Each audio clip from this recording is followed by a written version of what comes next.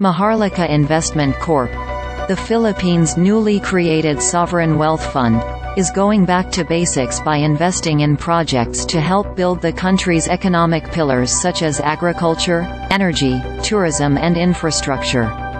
With an initial capitalization of 125 billion pesos, $2.3 billion, contributed by state-owned lenders the Development Bank of the Philippines and the Land Bank of the Philippines as well as the national government, Maharlika plans to develop some 2 million hectares of idle government land across the country into agro-industrial estates to support the economic growth of rural areas, Maharlika President and CEO, Rafael Consing Jr., said in a recent interview with Forbes Asia.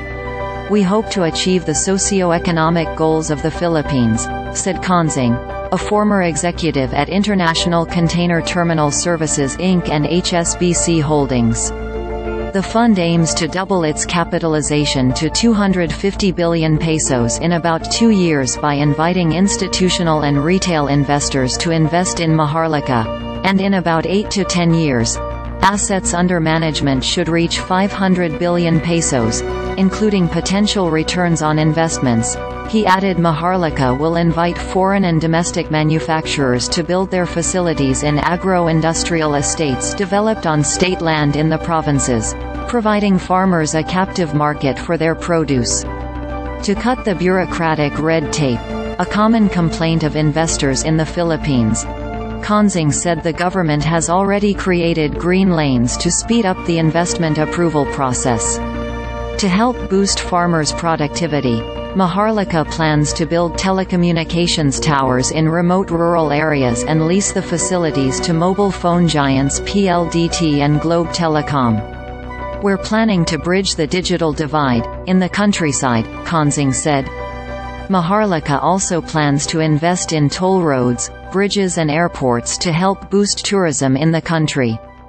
"Tourism is a cornerstone of the Philippine economy," Consing said. The sector generated about $5.6 billion in tourism receipts in the first 9 months of 2023.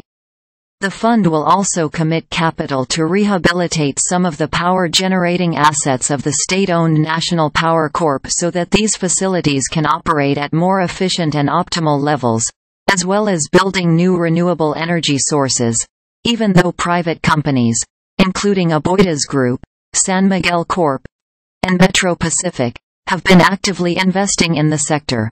"There's a reason why they're there. It's profitable," Consing said. "We want part of those profits. We don't want to crowd them out. We want to co-invest with them." Maharlika aims to generate unlevered returns of between mid to high teens on its investments, he added. Mindful of concerns that Maharlika could become a conduit of corruption after Malaysia's state fund 1MDB was embroiled into a multi-billion-dollar scandal, Consing said safeguards have been put in place to ensure transparency and accountability.